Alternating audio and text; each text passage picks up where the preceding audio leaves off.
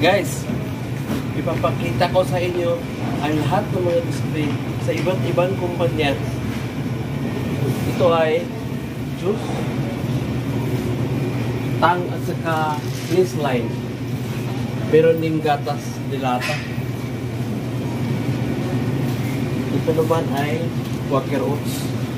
Lahat ito ay handa na para sa Ramadan. Iba't ibang klase ng food. Iba't ibang kumpanya ng Quaker Oats. Ito ay biscuit. Ito naman ay bento.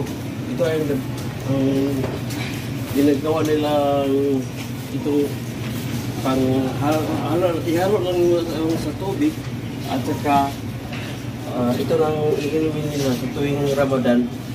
Hindi sila kakain ng araw sa pag kumakain na sila, ito ang nilang silbi tubig. Marami pa iba't ibang klaseng juice. Ang ganda. Ganda ng juice. Napakaganda. Banda ay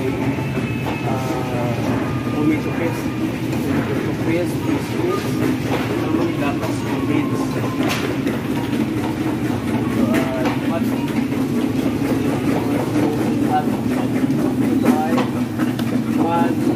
pansarap. Napakaganda nito. Ganda na lang mga display.